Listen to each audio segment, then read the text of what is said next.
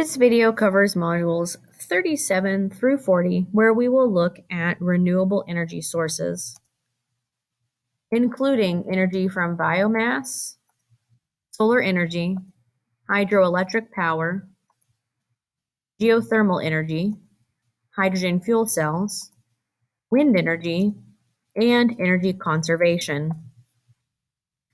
We can use less energy through conservation and increasing efficiency. When we're looking for a sustainable approach to energy, it has to include both of those things, conservation and increased efficiency. When we talk about energy conservation, we mean finding and implementing ways to use less energy.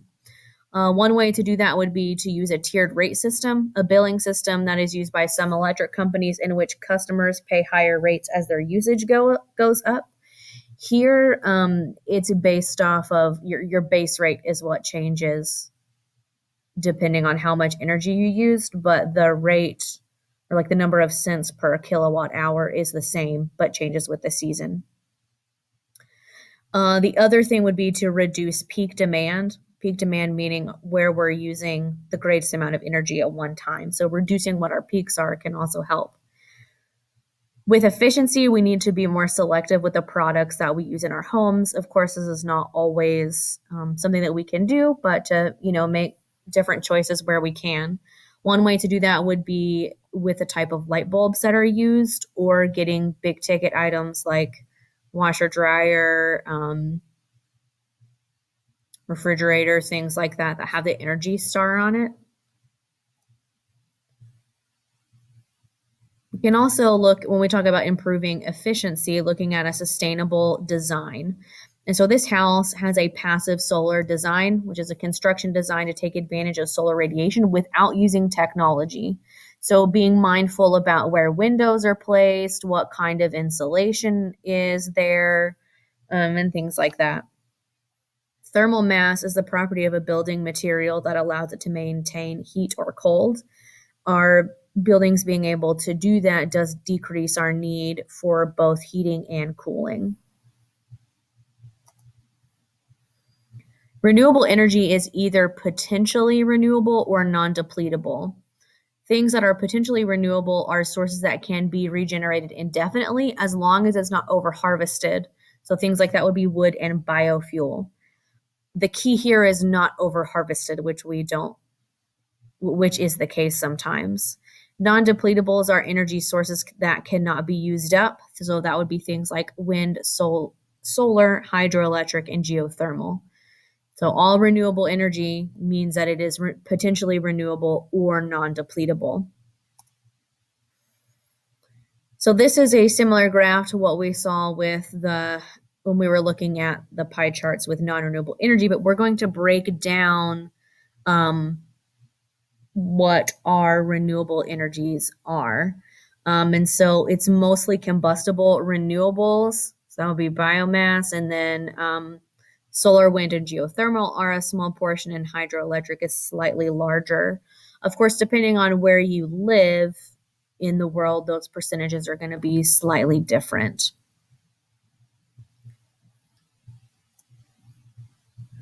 Let's start with biomass, which is energy from the sun.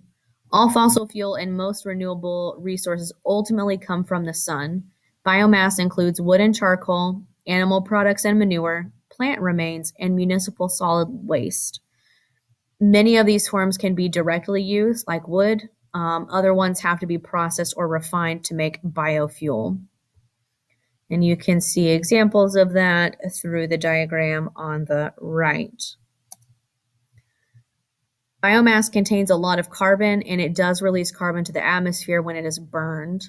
Modern carbon is the carbon in biomass that was recently in the atmosphere, so it's recently been incorporated via photosynthesis. Fossil carbon is carbon found in fossil fuels. So when we look at burning modern carbon versus fossil carbon, modern carbon will not really increase the carbon concentrations. It's usually zero or negligible. But fossil carbon is really the big issue here, because that stored carbon has been away from the atmosphere for so long that when it's burned, we're having an increase, but it's not being decreased as much. When we use the term carbon neutral, we mean an activity that does not change the atmospheric carbon concentrations. So that would be burning modern carbon is not going to make a big change there. Fossil carbon does. First, we'll look at solid biomass. 2 to 3 million people worldwide rely on wood for heating or cooking. The issue here is that when wood is removed faster than it can be replaced, we're chopping down a whole forest used for wood for heating and cooking, but we're chopping more down before we've been able to regrow. That's going to lead to a problem. Many people in developing countries use wood to make charcoal, which is a better fuel than wood because it has twice as much energy per weight. In areas where wood is scarce, people use dried manure for indoor heating and cooking. Burning it does remove those harmful microorganisms that could be there. Downside is it also releases particulate matter and other air pollutants. So, benefit drawback there. Next, we'll look at biofuels, which would be ethanol and biodiesel, which are great substitutes for gasoline and diesel. Ethanol is an alcohol made by converting starches and sugars from plant material into alcohol and carbon dioxide. In the US, it's mostly going to be from corn or corn byproducts. Biodiesel is produced by extracting and chemically altering oils from plants, which would be from algae, soybeans, or palm.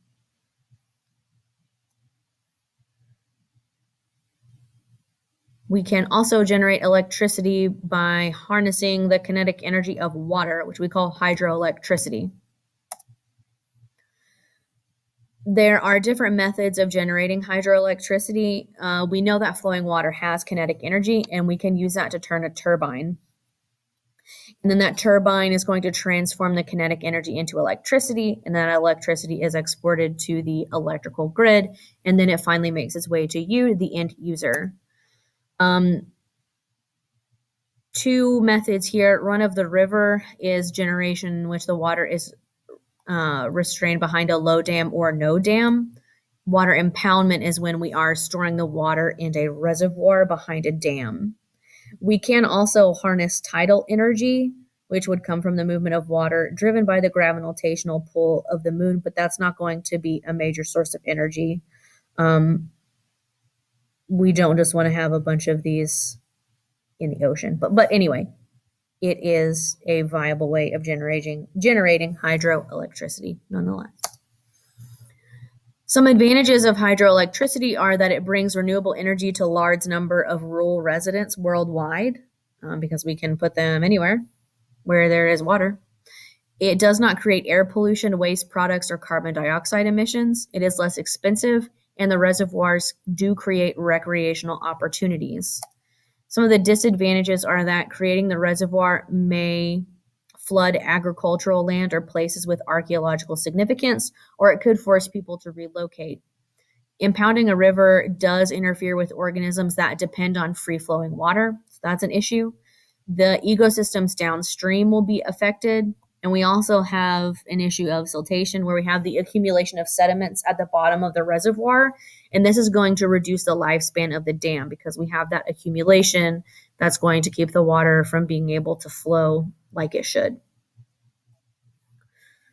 Next, we'll look at solar. So this is a map of the United States, and it shows you the solar intensity or how much solar energy is able to be harvested based on where you live.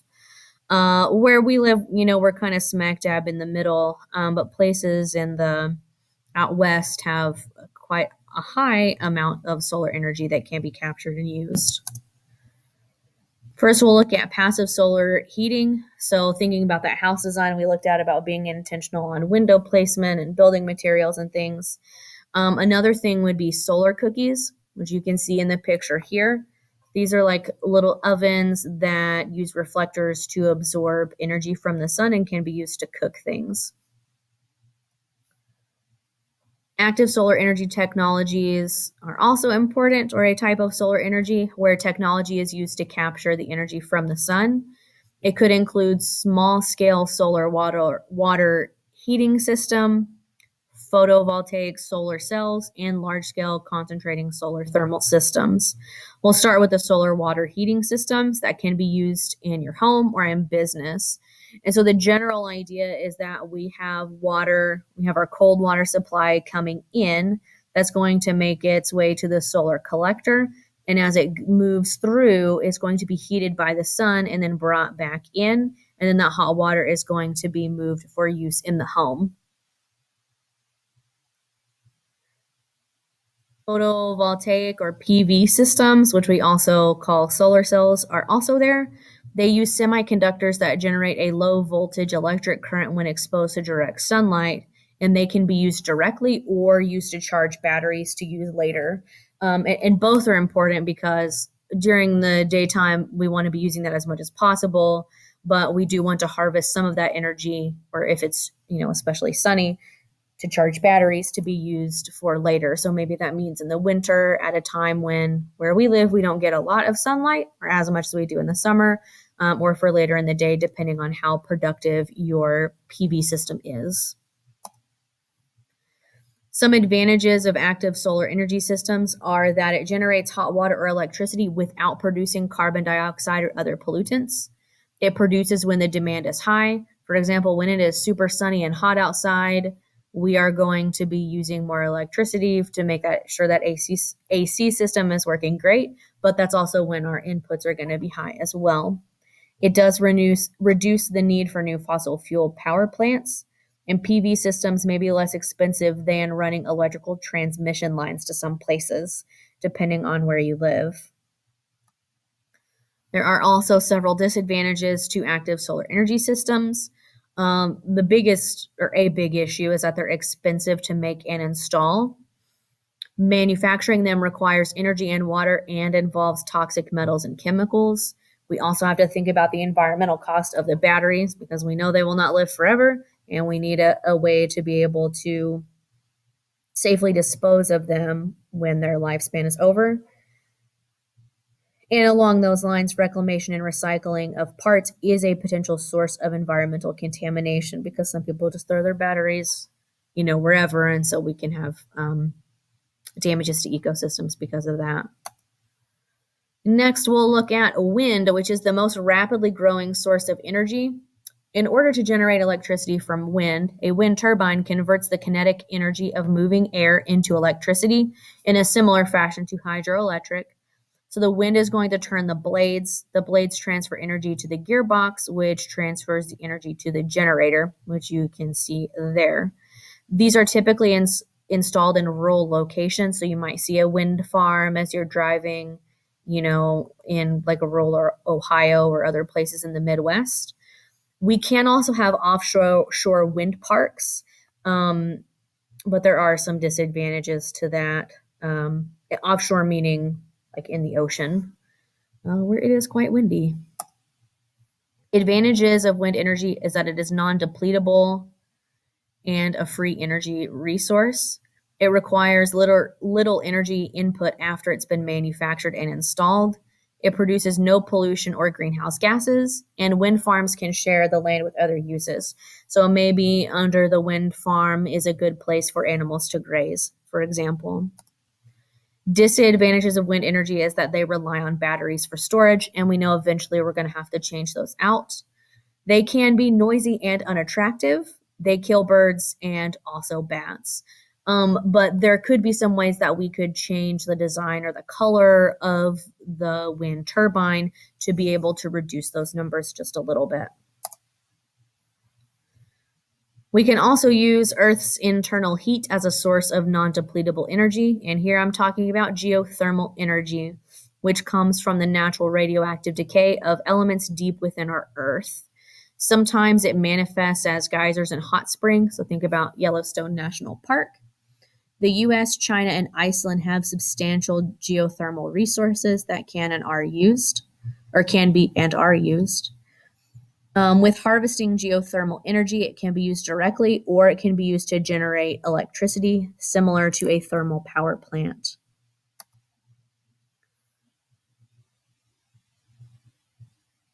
An example here would be using a ground source heat pump, which transfers heat from the ground to the building.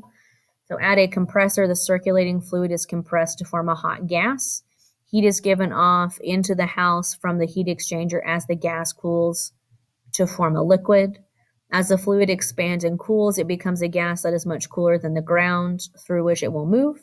And then the warmer ground heats the cool fluid, which cycles through buried tubing, thus heating from the ground is essentially pumped into the building.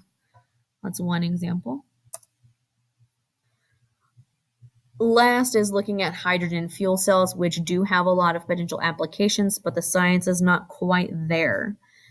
The basic process is that a fuel cell, which is, it uses a fuel cell, which is an electrical chemical device that converts fuel, such as hydrogen, into an electric current.